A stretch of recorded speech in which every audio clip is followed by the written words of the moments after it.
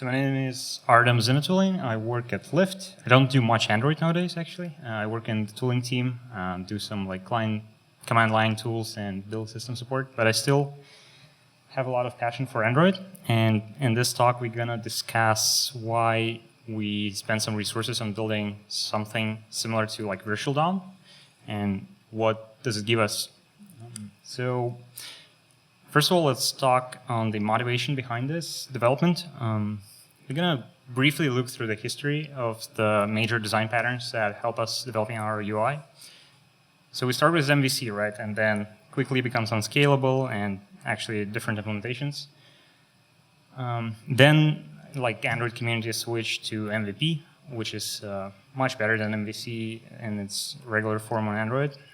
But quickly the problem arises that it's also not very scalable in a sense that your views often had like a reference to presenter, and we're calling presenter back, and then like presenter was calling you, so it was not like super clean. So, and like also if you push it to a bit more reactive, you'll get something like MVP2 that would be pretty reactive, pretty clean in the sense that your view will know nothing about the presenter, and your presenter would only talk to view in one way, like sort of not in one way, but it will subscribe to some changes from the view and will push some changes to the view, right?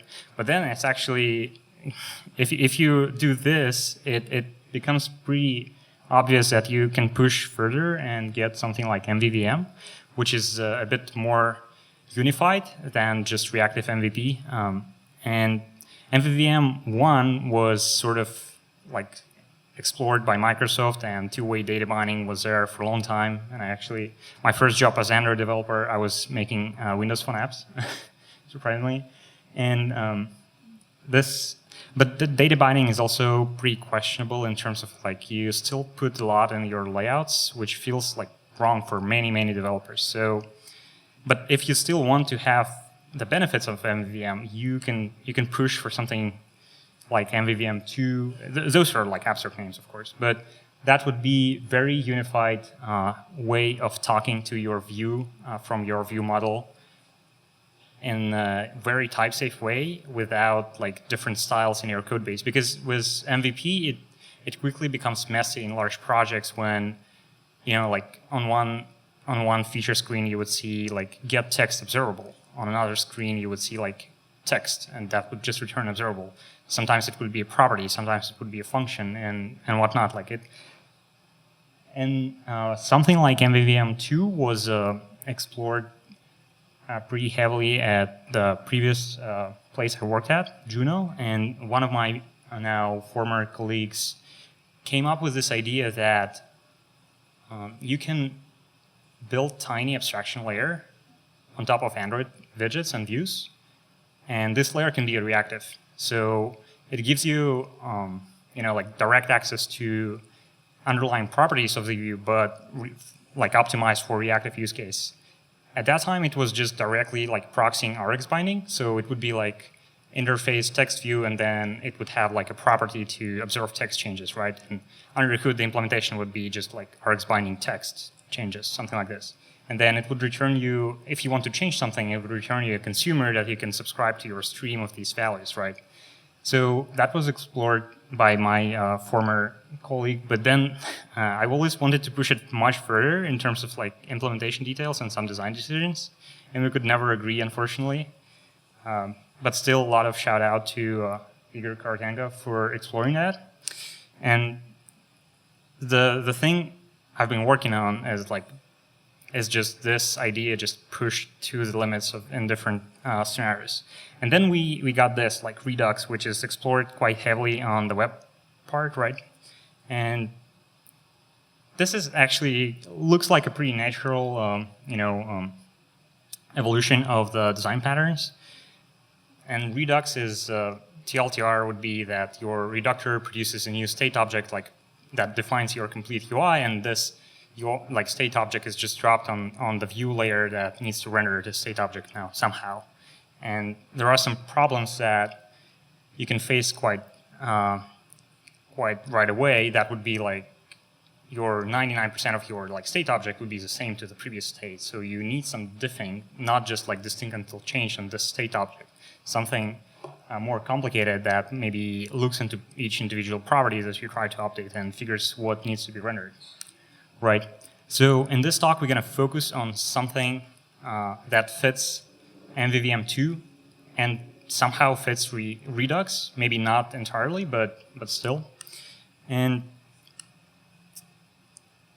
the library is called Domic. It stands for like dome-like, and dome is like this structure of the roof.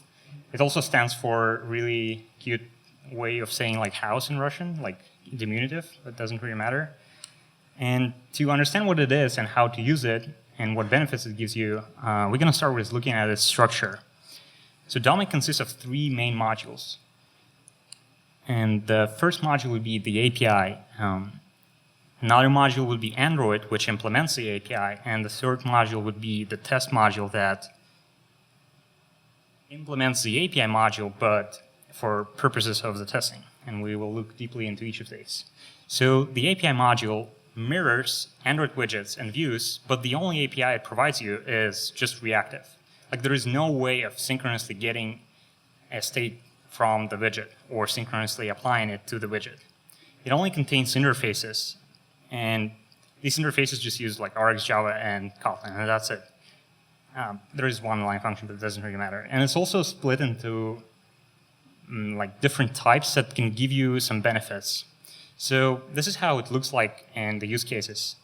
Text view would be the interface provided by Domic. This is not Android text view directly, but this is text view that reflects how Android, which properties can you get. And on the text view, on every widget, you can observe something or you can change something. So to observe something, that would be just properties that are returning you observables, like text changes, clicks, etc., and so on. And yeah, and then to change something, there is a separate interface and a property .change that exposes only these properties that you can change on the view, and the API it provides is that you put an observable to it, it subscribes to it, and returns you back the disposable. There are a lot of benefits in doing that for the implementation details. And yeah, as I said, TextView is interface provided by Domic, so that's the key point here. The type safety Domic gives you consists of this interesting concept that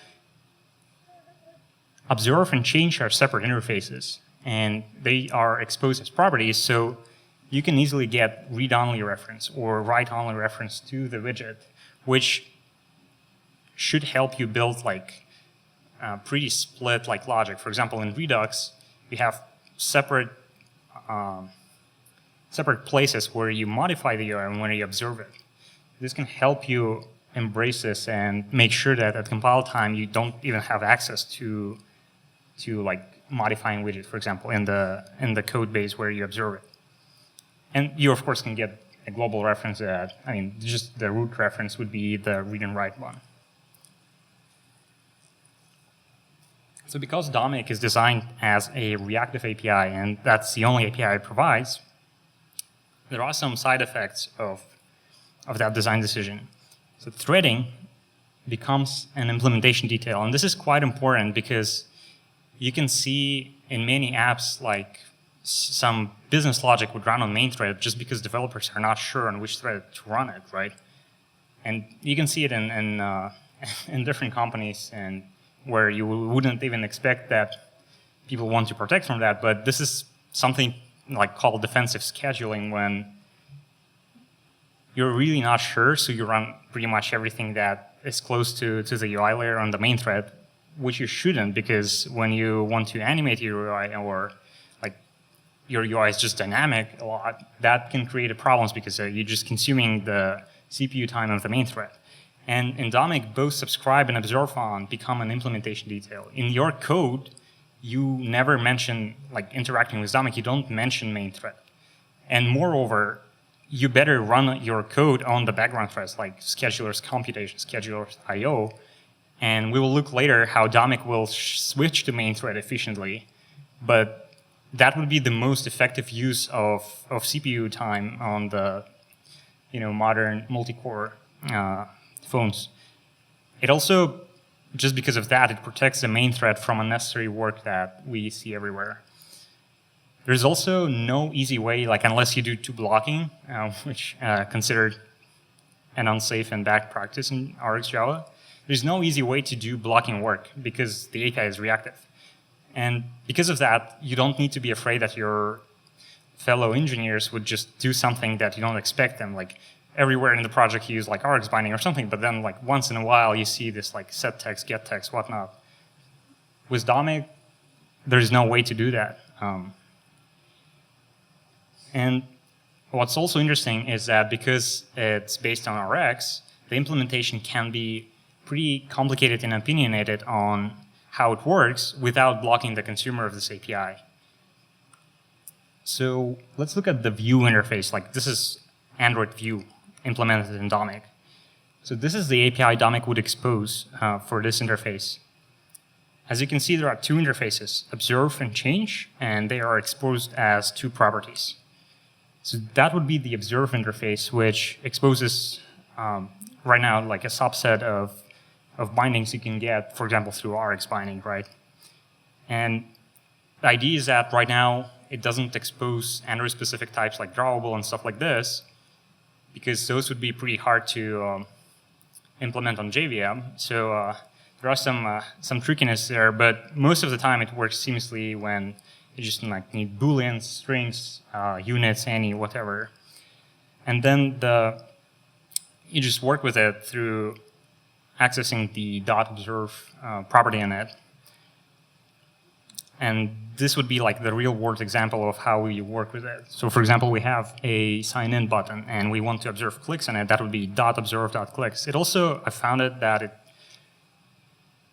it can help with code reviews when, like on GitHub, you don't see types. So it's kind of really hard, especially with MVP and when you use Rx binding under the hood. It can be hard to understand what's going on, what types are you returning. So in Domic, these are only observables, and you can clearly see and even like do a quick command F search, like where do you observe UI, where do you change it. Stuff like this can help you work with the code base. And then the change interface exposes properties that can be changed, and those don't have to be in sync with what can be observed. This is pretty complicated because Android framework does not expose listeners for all the things you can set on it. So we decided right now not to expose what we can. We can get you these observables, but it's unclear if there is any benefit of doing that. So right now we expose only what Android framework allows you to monitor. And to change something, you pass observable of the values of this property, and Domic will subscribe to it and return you disposable. It becomes a bit tricky to pass, like you can imagine that would be like pretty weird nesting with brackets if you need to pass your observable because you used to subscribe to them, right? So there is a subscribe method Domic exposes that can let you pass a method reference, so it looks like the regular RxJava chain.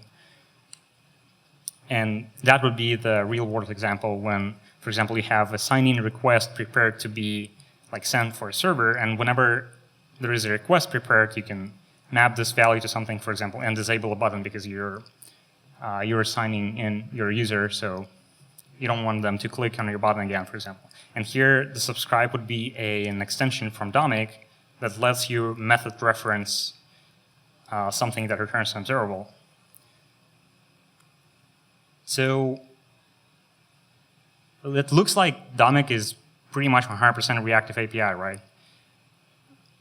Well, observables are inputs for Domic, and that is one key. But observables are also the output.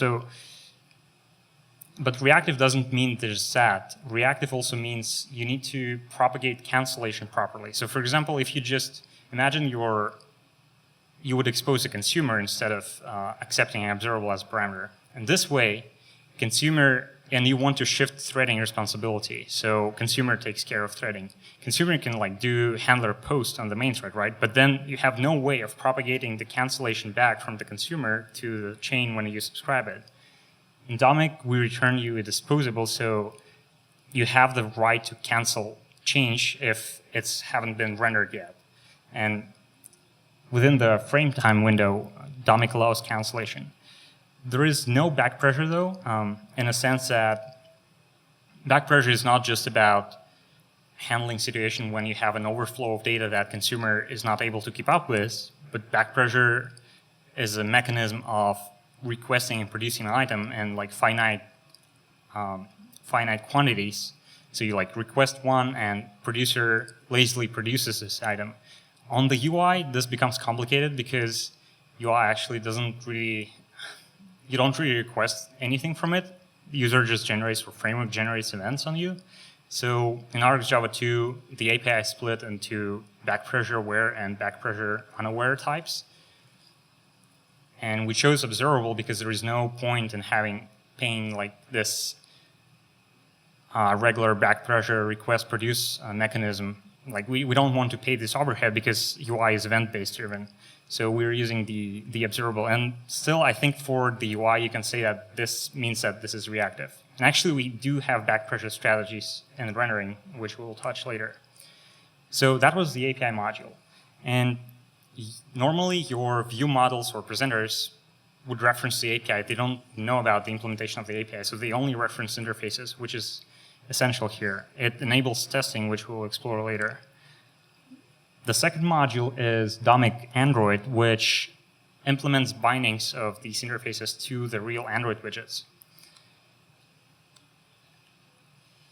And under the hood, it uses Rx binding. It's not that easy, unfortunately. But right now, we provide bindings to some widgets and some views, and it's pretty easy to implement new widgets. It also, you can drop your own custom interfaces easily and implement them for your custom views. The key here is that, unlike some other projects, which we will mention at the end, Domic is designed to reuse existing infrastructure so that you can use layout previews, you can use styles. You basically, what you do, you bind to your layout, right? You bind to your views in your view hierarchy. And you can embrace that instead of like replacing this view stack entirely with another alternative, which might be feasible, but might be also hard to like, switch 50 developers to a new like rendering framework. That can be pretty painful. And the Android module takes care of the threading. So as I said, working with Domic, you don't need to not just mention main thread, but ideally you should not even touch it. It takes care of threading at the subscription time by pretty much using subscribe on main thread, which is essential. And then you can also use a sync handler mode, which was recently added to Rx Android. But instead of using observe on, it uses custom rendering. So it doesn't have observe on main thread, as you might expect. Android module also, as an implementation detail, diffs each property change against new state and only pushes changes to be rendered if there is a change. The naming convention in the Android module is that it would be like text view in the interface module, and it would be Android text view in the Android module. So it's pretty clear, and you can see what's going on there. So this is how the binding typically looks like. You have your virtual type on the left, which would be, for example, text view or button, and then you would have like Android text view or Android button on the right. And normally you would separate this through interfaces, as you used to do with MVP or MVVM or Redux. You just hide the implementation detail behind some interface, and there is an implementation of this interface that binds the real one. So yeah, this is an example of like text view to Android text view binding. So binding to real Android DOM, it's like, what can be easier, right, than using Rx binding? Well, actually, why would you even need to build a library on top of Rx binding, right? There are some problems with that. So first problem, especially if you do MVVM, you will face it pretty quickly. Observables are not shared. That doesn't really affect you most of the time unless you touch some special properties that an Android framework can only have one listener at a time. So for example, if you do rxview.clicks and subscribe to the stream twice, like the first one will actually stop working because the listener from the second subscriber will replace the listener from the previous one, because in Android that's like view.set click listener, right? So this is very easy to forget, and you can spend hours debugging this, which I did. Yeah, not fun. The another problem is that subscription time threading is not enforced. It's not like a problem of Rx binding. It's just Rx binding expects you to call, to subscribe to your stuff on the main thread because it wants to be as low overhead in Rx binding as possible. But since in Domic we want you to run off the main thread, we need to enforce this, and Rx binding, we have to build on top of Rx binding to achieve that. And it's totally fine that Rx binding is working that way because, at least for me, it's a pretty low-level foundation layer that just gives you the reactive way to talk to the Android view system, but it's not the final destination. So as I said, subscribe on main thread is okay. You can use the async handler that was added to Rx Android recently. Sure, but observe on is too easy. It's we could go this route, but that would be not interesting. And we would actually not get some benefits that we might if we introduce our own scheduling and rendering. So the problem is that with Redux and MVVM, you combine against existing states, and an MVVM that could be just lots of different streams, small streams that just react to what's happening in your flow, and they oftentimes can produce same values. This is fine. In MVVM, you could see distinct until change all over the place just because of that. In Redux, it's become a pretty complicated problem that your Redux always produces state object that is quite similar to the previous one. And if we would just use observe on main thread, we would just be pushing onto the UI thread without even caring what's going on, right? Another problem would be that depending on which mode you use, async handler, not async handler, you would be switching to main thread quite often. Instead of batching this, instead of looking at the, say, choreographer and putting all the changes you wanted to render about the same time, at the beginning of the frame window rendering buffer, rendering window, you would be putting them, for example, pretty close to the frame or something like this, and that can deschedule the rendering sometimes. Although, to the credit of Android framework, it's pretty optimized nowadays and actually does a good job. So how Domic renders the values then? So you pass an observable to Domic, right? Domic subscribes to your observable of some values for rendering some property. But then values go through shared distinct until changed, which is a custom operator I had to write on the plane flying here because I promised that it's here. It used to be an extension function that was using switch map and stuff like this, but now it's minimal required amount of code to implement RxJava operator that will do the work.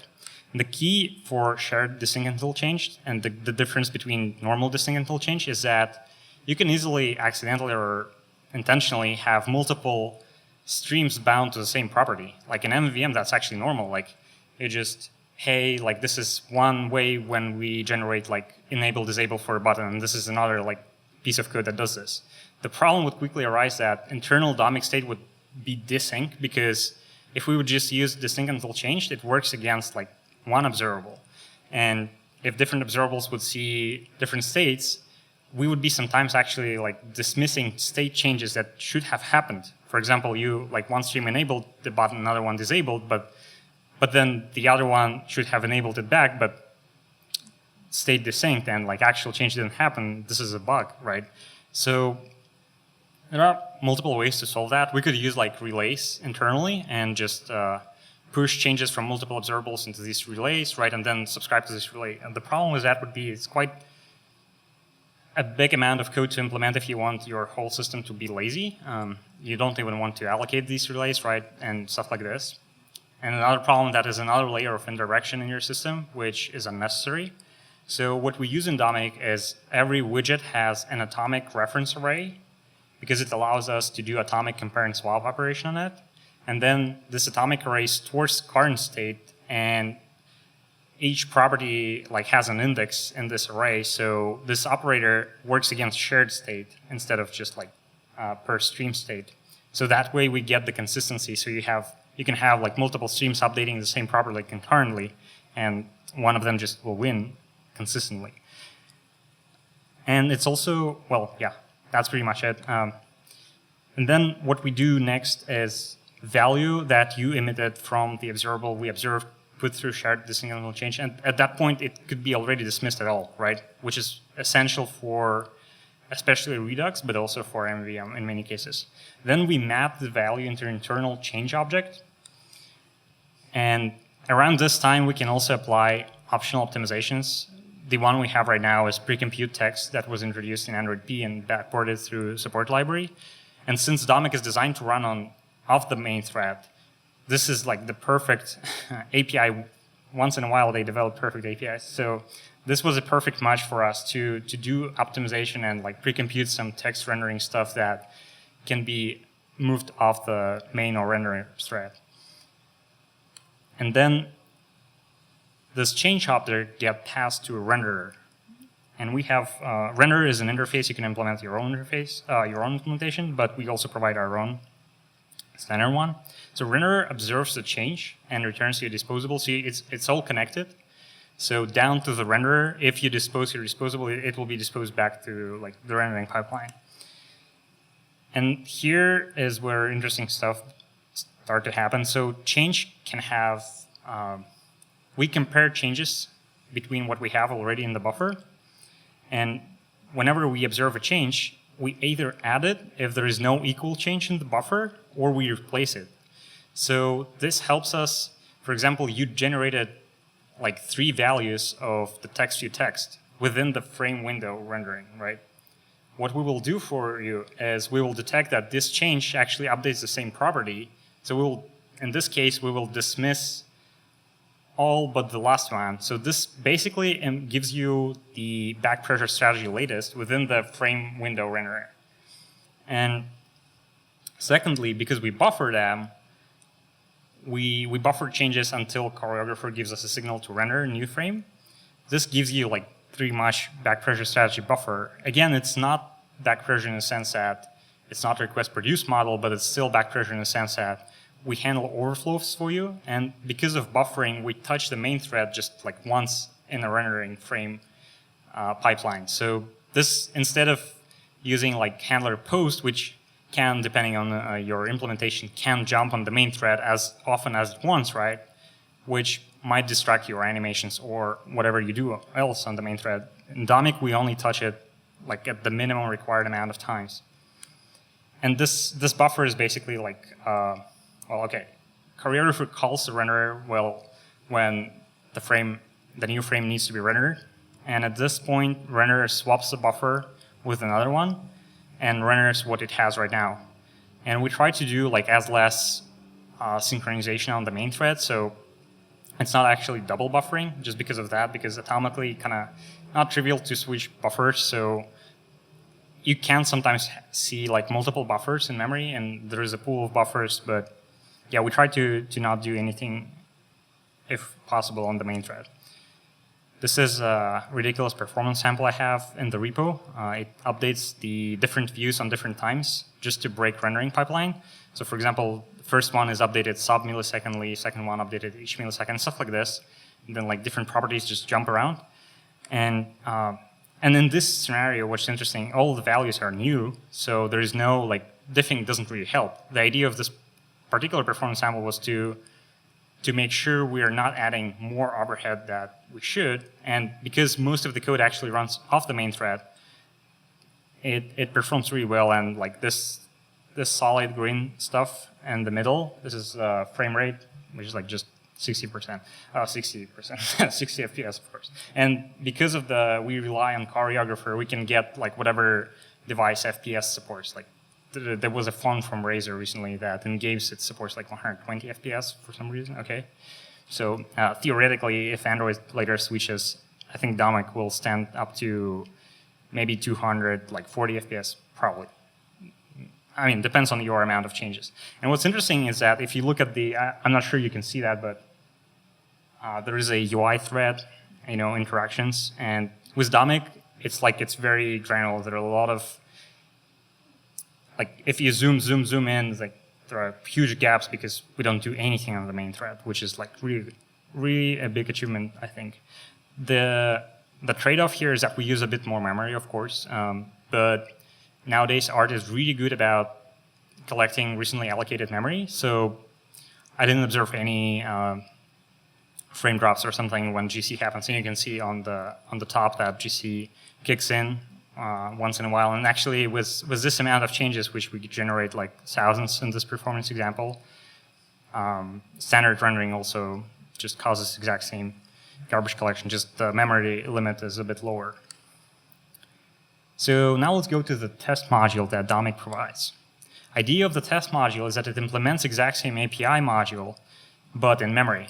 So it holds the values that you push onto it on memory so that you can check against that in your unit tests.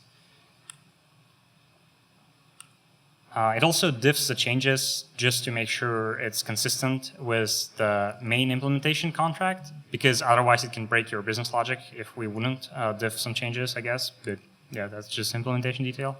Idea here is that as well as observe and change interfaces, we expose 2 additional interfaces just for testing. One interface is called simulate, which allows you to, for example, simulate a click on a button or simulate a text change on an edit text.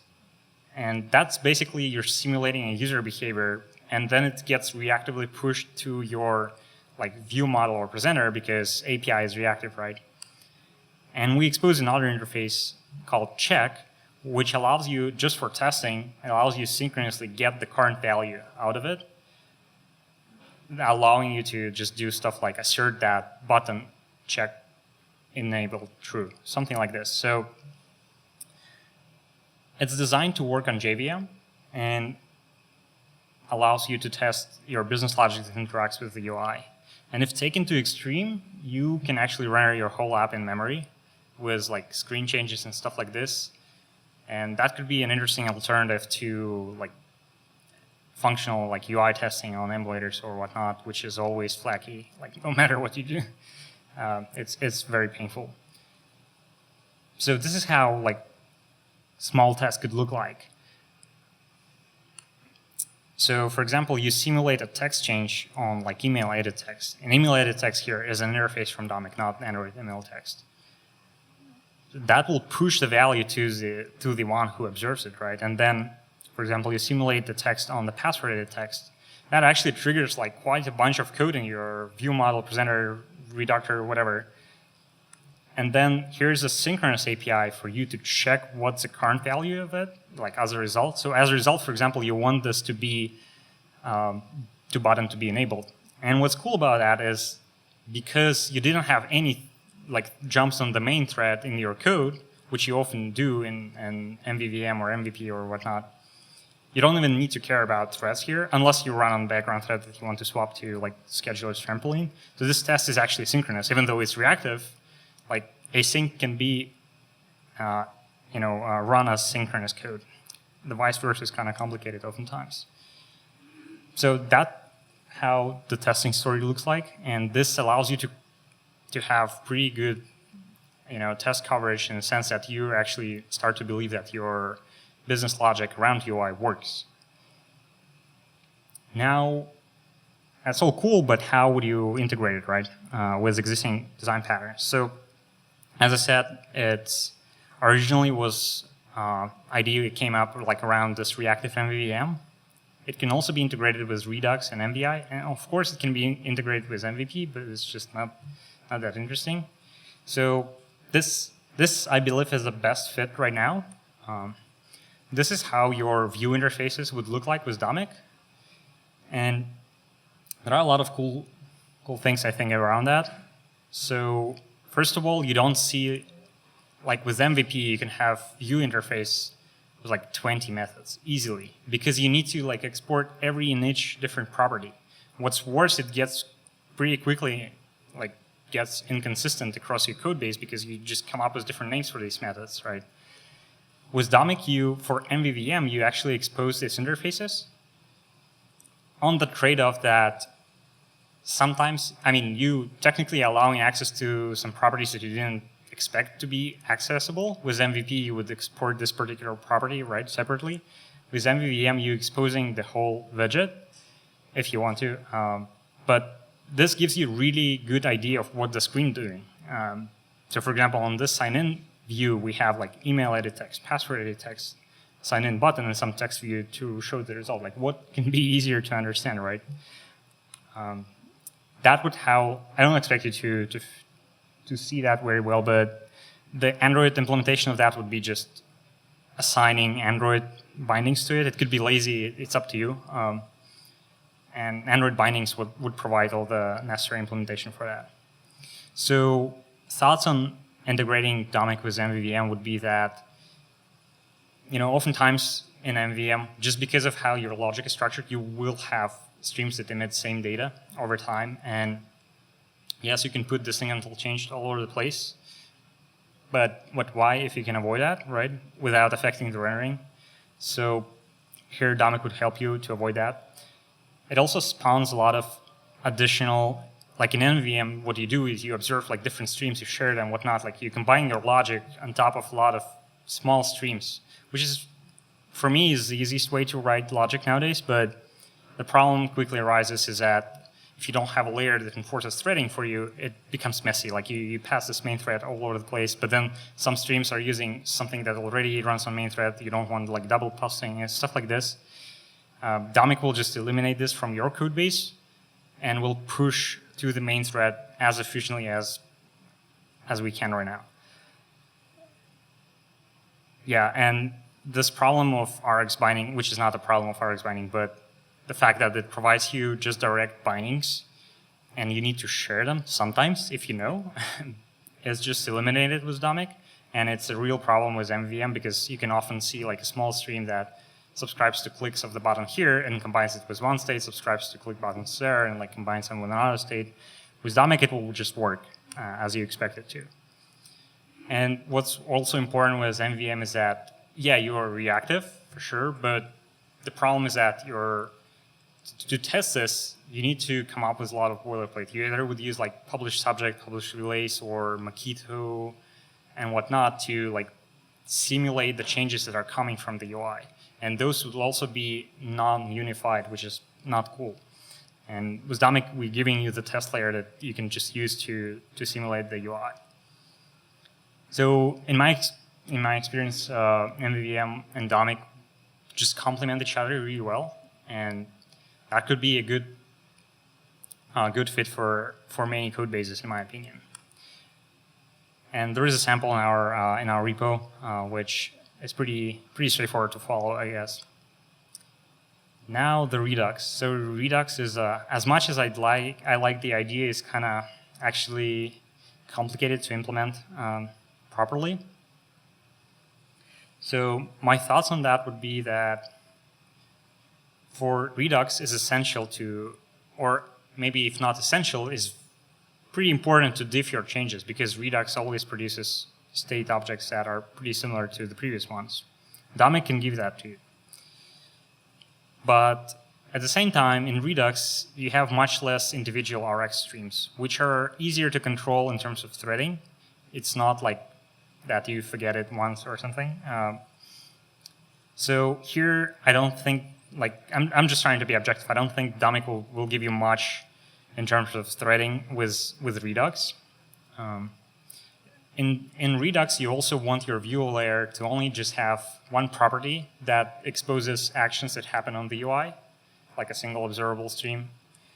And then you want a function that can render current state, ideally reactively, so that would be like you pass the observable state and view subscribes to it, right? With Domic, you can implement action stream as a merge of different properties you observe, and you just map what you observe into an action. That works pretty well. You don't get much benefit though, like again, trying to stay objective, that would work pretty much the same with Rx binding. So that can be an option for sure. And then in Redux, the output is also a single stream. It's not like you bind individual properties, right? So threading is also easier just because it's a single stream where you need to apply the proper threading. And you would actually not get a lot of benefits if otherwise you get the diffing. like jumping on the main thread wouldn't be that an issue unless you have like a lot of animations. So it's not like Domic is giving you a lot, right, in this scenario. And that's true unless we build a declarative API for Domic and just use internals to represent that. Oh, cool. I'm running out of time, I guess. So there is a sample using Hannes Dorfman's Rx Redux, and it's actually reviewed by Hannes today, which is kind of cool. I find it okay. It's just they might be better options right now unless we build a DSL. So onto the DSL and declarative API then. Web developers love React, right? Especially with Redux, and there must be a reason, I guess. However, there are a lot of trade-offs and corner cases if you try to implement that, and this guy must know that. But still, it should be possible. But the trade-offs would be that would you have layout files? Sometimes yes, sometimes no.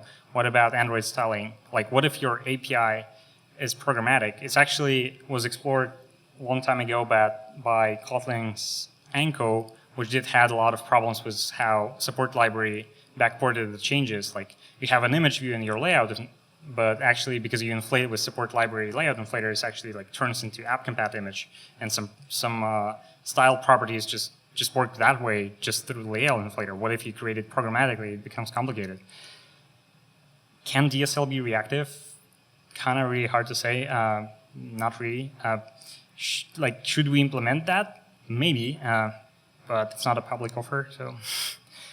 So also to stay objective, we must compare it with some other solutions that solve partially, like there is an intersection between the problems we solve. And there are a bunch of them, and it's important to say that Domic is not the only one on the market. So there is a project from Facebook called Litho. This one is really awesome in the sense that how it works. It's really complicated though. They control the DOM.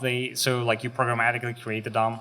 It's declarative, but it has its own component system, which is kind of detached from Android. So it's not like you're getting to reuse, like lots of parts of your normal workflow designing UI would be different. That can be problematic for some code bases or companies. Components can't really directly use layouts and widgets. I mean, you probably can make it work, but that's not how it works. And under the hood, it uses a project called Yoga from Facebook, which is crazy awesome. And it does stuff like, for example, you have a text view, their example on the website, like a text view and an image. And normally those would be like two separate views and then a container around them, right? They can flatten that out and render directly on canvas, to my understanding, which is really cool. It also supports async layouting because they control the DOM and they need to figure out how to lay out that. That's also really cool. It's also scalable for like long lists of content, and it sort of works like recycler. It just recycles your views as soon as they become invisible. And it also calculates diffs, but it's not kind of really reactive. I mean, you can still push state on it and it will do its job, but you can't really observe state in the same sense as Domic provides you. My biggest problem would be that it's like pretty huge tech shift in your project, and you'll have really different like stuff you use just to render the same UI you used to, right? Then there is an epoxy from Airbnb, which I actually really like, and implementation is really cool. So what they do is that they also control the DOM you render. It's also declarative. You provide a DSL. You use the DSL. It has its own component system, but this component system, unlike Litho, can be using layouts and widgets. Yeah, I guess we're running out of time. Well, it's really cool. Don't really give you a way to observe UI reactively, so like you can render stuff with it, but not observe with it just directly. Then there is React Native, it's JavaScript. Then there is also Conduit from Passy. It's actually pretty cool. Almost what I want from Domic. We will probably collaborate with Passy on that. There are some questions on what we should implement. And I didn't mention reactive animations, which we didn't implement yet, but we have some work on that. And to recap really quickly, so Domic mirrors your real DOM but reactively and only reactively, diffs the changes, takes care of threading, efficient rendering, gives you unified and reusable API you can build against, and gives you an implementation for unit testing. We almost done with publishing as well. I mean, like as usual, Gradle complicates stuff, but it's almost there. And yeah, it's on GitHub. So yeah, feel free to ask any questions after the talk. Thanks.